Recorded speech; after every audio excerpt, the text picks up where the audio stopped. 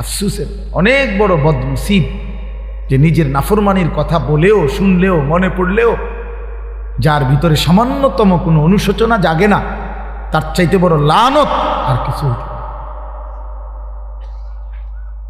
কমপক্ষে তো একটু অনুশোচনা, লজ্জিত অনুভূতি হওয়া উচিত, যে হা আমাকেই তো বলছে, আমি তো এমন। আল্লাহ আমাদেরকে বুঝ দান করেন। তাই জন্য বললাম, আল্লাহ তাআলা এটা বলছেন, বান্দা তোমারে আমি কি শাস্তি দেব তা ঠিক রেখেছি, তুমি কেমনে বাঁচবা তুমি ঠিক করো, তুমি ঠিক করো, তুমি আমার আযাব থেকে কেমনে বাঁচবা। ফাকাইফা তাত্তাকুনা ইন কাফারতুম ইয়াওমান ইয়াজআলুল বিলদানা শিবা। কোরআন শরীফে আল্লাহ বলে, বান্দা এই যে দিন রাত তুমি আমার নাফরমানি করছো, হায় বান্দা জানো সেই হাসরের দিন তুমি কেমনে বাঁচবা, যে দিনের একদিনের পেরেশানি, কষ্ট, দুঃখ, যন্ত্রণা আল্লাহ নিজে বলছে, খোদার কসম বাপ, আল্লাহ বলছে বান্দা একদিনের পেরেশানি হাসরের মাঠের কুলের বাচ্চাটাকে বুড়া বানায় ফেলে। একদিনে ইয়াজআলুল বিলদানা শিবা, অর্থ হইল বাচ্চা বুড়া হয়ে যায় একদিনে। একদিনেই মানুষ বলে না যে ভাই আমার এক সপ্তাহ টেনশনে চুল পাইকে গেছে, বুঝেন নাই কথাটা? এমন বিপদ গেছে ভাই আমার উপরে, এমন মুসিবত গেছে বলার মতো না। এই 15 দিনের মুসিবতে আমার চুল পাইকে গেছে, চুল পাইকে গেছে। এই জন্য বললাম আমাদের এটা ফিকির চাই। আমি এই জন্যই বলছি যে নিজের ফিকির করা দরকার। মোবাইলের কথা বলতে গিয়ে এটা বলছি না। আচ্ছা যাই হোক, তো এরপরে ওই হাফেজে কোরআনের কথাটা শেষ করতে চাচ্ছিলাম যে আল্লাহ তাআলা কোরআনুল কারীমের মধ্যে বলছেন, আমি কোরআনকে হেফাজত করব, সংরক্ষণ করব কিয়ামত পর্যন্তের জন্য। এখন আল্লাহকে যদি আমরা প্রশ্ন করি যে মালিক আপনি যে বলছেন কোরআন সংরক্ষণ করবেন, হেফাজত করবেন, তো সংরক্ষণের পদ্ধতি কি কি হবে, এটা দুই একটা আইটেম বলেন। তো আল্লাহ তাআলা বলেন একটা অন্যতম পদ্ধতি হলো, আমি যুগে যুগে আমি আল্লাহ আমার বান্দাদের মধ্য থেকে এমন কিছু দিল, এমন কিছু সিনা আমি নির্বাচিত করব, যেই সিনাগুলোতে আমি আল্লাহ আমার কোরআন জমা রাখব।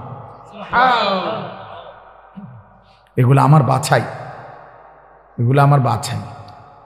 সুম্মা আওরাসনাল কিতাবাল্লাযীনা ইসতাফাইনা মিন ইবাদিনা।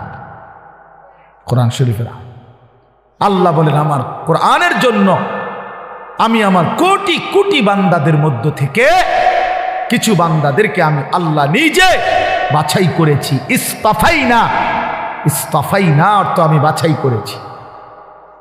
এক দেশ, এক জাতি, এক গ্রাম, এক মহল্লা, এক অঞ্চল থেকে আমি আল্লাহ তাআলা প্রতিদিন, প্রতি মুহূর্তে, প্রতি যুগে আমি কিছু আমার বান্দা আলাদা সিলেক্ট করি, পছন্দ করে নেই, বাছাই করে নেই। যেই দিলগুলো আমি আল্লাহ নিজেই বাছাই করেছি, এই দিলে আমি আমার কোরআন রাখব। এজন্য কোরআন শরীফে আছে, মুমিনের দিলে, ইমানদারের দিলে কোরআন আল্লাহ জমা করে।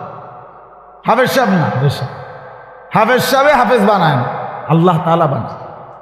হাফেজ সাহেবের হাতে অনেক ছেলে ভাগ্যও যায়, হাতে ভাগ্য কা বলেন, ভাগ্য যায় না, তাইলে সব ছেলে তো হাফেজ হয় না। তো আল্লাহ তাআলা কোরআনুল কারীমে স্পষ্ট বলছেন, ইন্না আলাইনা জামআহু ওয়া কুরআনা, নিশ্চয়ই অন্তরের মধ্যে কোরআন বসিয়ে দেওয়া, জামআহু মানে জমা করা, এবং ওয়া কুরআনাহু এবং সেটাকে তেলাওয়াত করা। এই কুরআনাহু মানে হলো পড়া, তেলাওয়াত করা এবং অন্তরে জমা করে দেওয়া, উভয়টাই আমি আল্লাহ নিজের দায়িত্বে নিলাম। এটা আমি নিলাম। নাহলে 8 বছরের বাচ্চা আল্লাহর কোরআন পড়তে পারা, এটা চারটিখানি কথা না। 10 বছরের বাচ্চা 30 পারা আল্লাহর কোরআন টানা বলতে পারে, এ খামখেয়ালি কথা না। এটা আল্লাহ তাআলার ফয়সালা, আল্লাহ তাআলার তৌফিক, আল্লাহর বাছাই, আল্লাহর মনোনয়ন, আল্লাহর পছন্দ। প্রতির চাইতে বিকল্প, এর চাইতে সুন্দর, চমৎকার কিছু আছে আমার জানা নেই, আর এর চাইতে সুন্দর কিছু জানা। এমন চমৎকার, এমন নিখুঁত উপস্থাপনা আর কোনোখানে নেই, কোনোখানে নেই। একটা একটা করে 3টা চাদর, কোনটা বিছাইলাম, কোনটা আগে দিলাম, কোনটা বামেরটা আগে, ডানেরটা পরে, 3টা বান দিলাম, প্রথম বান মাথায়, এইভাবে নিখুঁত উপস্থাপনা এবং নিখুঁত চমৎকার সুন্দর বলা। নুরানি পদ্ধতির চাইতে আদর্শ পদ্ধতি, চমৎকার পদ্ধতি ছোট বাচ্চাকে দিন শিখানোর, কালেমা শিখানোর, ইসলাম শিখানোর, এর চাইতে আদর্শ কোনো সিস্টেম অন্য কারো কাছে নাই। আলহামদুলিল্লাহ। আমি মদিনা শরীফ মসজিদে নববীতে রাসূলুল্লাহ সাল্লাল্লাহু আলাইহি ওয়াসাল্লামের রওজায়ে আতহার যেখানে, সেই মদিনা শরীফে মসজিদে নববীতে মদিনার বাচ্চারা, ছোট ছোট বাচ্চারা মদিনা শরীফের এই মসজিদে নববীতেই মক্তব পড়ে। ফজরের পরে, আসরের পরে মক্তব আছে, ওইখানে অনেক উস্তাদ আছে। এ আলাদা আলাদা খুঁটির পাশে পাশে উস্তাদরা বসে, আর এই মদিনার সুন্দর সুন্দর ছোট ছোট বাচ্চাগুলা এগুলা পড়তে আসে। আমি অনেক সময় ওগুলোর লগে বসে বসে দেখি এই হজ উমরায় গেলে। তো আমি নিজে আপনার এরকম বাচ্চা, একবার এক বাচ্চারে বললাম, তোমার বইটা দাও, এটা একটু আরবিতে, পায় দিচ্ছে না আমার। আমি অনেকবার বললাম, তোমার এটা দাও আমারে, আমি একটু দেখি। তো তার পাশের ছেলেটা হাসতে হাসতে বলতেছে, ওটা ছিঁড়া ছিঁড়া ছিঁড়া দেখে দেয় না, তুমি আমারটা নাও, ওরটা দিতে গেছে। এরপরে আমি ওই বাচ্চারটা নিলাম। এরপরে প্রথম পৃষ্ঠার দিকে খুলে দেখি এই বাচ্চাদের এই মদিনায় আরবে যে বইটা, কায়দাটা বাচ্চাদের মক্তবের, ওটার মধ্যে একবার স্পষ্ট বড় অক্ষরে লেখা আছে আল কায়দাতুন নুরানিয়া, নুরানি কায়দা। তাও আমি পরে 4 রিয়াল দিয়া, এটা কি নঞ্চ আমার কাছে আছে, নুরানি কায়দা, মানে এই নুরানি পদ্ধতি। হযরত মাওলানা কারি বেলায়েত হুসাইন রহমতুল্লাহ আলাই, এই মহামানুষটি 43 বছর একটানা উনি বলছেন আমাকে, হাফিজ হুজুর রহমতুল্লাহ আলাই বলছিলেন, হাফিজ হুজুর বলছিলেন, হাকিমুল উম্মত মুজাদ্দিদুল মিল্লাত হযরত মাওলানা শাহ আশরাফ আলী থানভী রহমতুল্লাহ আজাল্লে বড় উঁচা একজন খলিফা ছিলেন হাফিজ হুজুর রহমতুল্লাহ আলাই। বাংলাদেশের সমস্ত ইমানদার ওনার নাম জানে, হাফিজি রহমতুল্লাহ আলাই। এই উনি ওনারে বলছিলেন কারি বেলায়েত হুসাইন সাহেবকে, যে আপনি এমন একটা সুন্দর সহজ কোনো কৌশল, মুসলমানের বাচ্চারা দিন শিখবে, সূরা কেরাত, দোয়া কালাম শিখবে, আপনি একটা পদ্ধতি বাহির করেন। উনি 43 বছর একটানা ওই নুরানির বই, বাচ্চাদের যে বই পড়ায়, আপনি বইয়ের শুরুতে ভূমিকাতে এটা লেখা আছে। উনি বলছেন আমার 43 বছরের সাধনার ফসল এই নুরানি পদ্ধতি, এই সুরে সুরে বলা, এই টাইনা টাইনা বলা, এই কোনটার পরে কোনটা সিরিয়ালে বলা, 2 রাকাত নামাজে 60টি মাসআলা, এই এমনি এমনি এক সুন্দর তালে তালে কর, অজু ভঙ্গের কারণ এতটি, নামাজ ভঙ্গের কারণ এইটা। আমার মাদ্রাসা তো দেখ বাচ্চা ওই যে হুজুরে যে পড়বার সময় আপনি একটু ডুলছে, ও বাচ্চা ওই ভেটা কইবার সময় ডোলে, আরে তো ডোলো কা, ওই যে ওস্তাদ যে এমনি ডুলছে, হেতে এই ডুলাটাও ঠিক রাখছে, এমন নিখুঁত, এমন চমৎকার। এই জন্য আমি এইটাও আপনাদেরকে বললাম, নুরানি পদ্ধতি আল্লাহ তাআলার কাছে একটা মকবুল পদ্ধতি। আলহামদুলিল্লাহ, আপনাদের বাচ্চাদেরকে আপনারা কোরআন শিখাবেন, দিন শিখাবেন।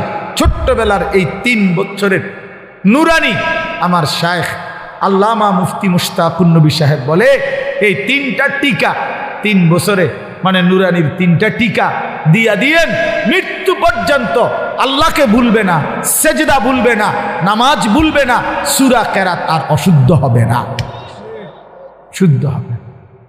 আমার ছোট্ট এই জীবনে, রাগ করেন না, আমার জীবনে আমরাও শত শত জানাজা আমরাও দেখছি, পড়তে গেছি, পড়তে যাই, বহুত মাতবর আইয়া জানাজার টাইমের আগের থেকে রেডি হইয়া থাকে, মাইকটাকে দূর বক্তব্য দিব, হ্যাঁ 1 মিনিট 1.5 মিনিট, হ্যাঁ আগের ওয়াক্ত নামাজ পড়ছে কিনা ফরজ সন্দেহ আছে, কিন্তু জানাজার সামনে আগে একবারে রেডি, মানে কুদুর বক্তৃতা দিব এখানে। আপনার এই বক্তৃতা দিতে গিয়ে কুল্লু নাফসিন যায়িকাতুল মাউত, এই বাচ্চা যে পড়লো এইটা অনেকেই পড়ে, মানে এটা কয় আর কি, কইবার সময় যে এই ডক এটার উচ্চারণ, হ্যাঁ আমি প্রায় আমার সাথে কেউ লোক হাসি, আমি দেখছো চান্দুর নমাজের কি দশা বুঝাইতো যায়। হ্যাঁ তাই না, যে নামাজ পড়ে সূরা কেরাত যে কিচ্ছু হয় না, এ তো কুল্লু নাফসিন হুন্নেই বুঝা গেছে। আর কি তা আর কি, আমনে তো এইটা যে এই ডকের আমনে তাব্বাতিয়াতে তো এরুমই, আমনের আত্মাহিয়াতে মানে শতভাগ অশুদ্ধ, শতভাগ অশুদ্ধ। বদনসিব বেটা ওই মুসলমান, দুর্ভাগা বেটা, মন্দ কপাল, অভিশপ্ত জীবন মুসলমান। 60 বছরে, 50 বছরে, 40 বছরে এত বড় আসমান ও জমিন আল্লাহর ভোগ কইরা, এত বড় দুনিয়া ভোগ করে আল্লাহর দেওয়া কোরআন 4টা সূরা 5টা সূরা শুদ্ধ করিয়া দুটাও পড়তে পারে না, দোয়ায়ে কুনুতটাও শুদ্ধ উচ্চারণ করতে পারে না। এই জিন্দেগি বদনসিব বেটা, দুর্ভাগা বেটা, দুর্ভাগা বেটা এটা বেটা। এই জিন্দেগি বাতের থালা ছাড়া আর কিচ্ছু না বেটা। এই জীবন কতক্ষণ হতন ছাড়া আর বাত খাউন ছাড়া আর ফেসাব পায়।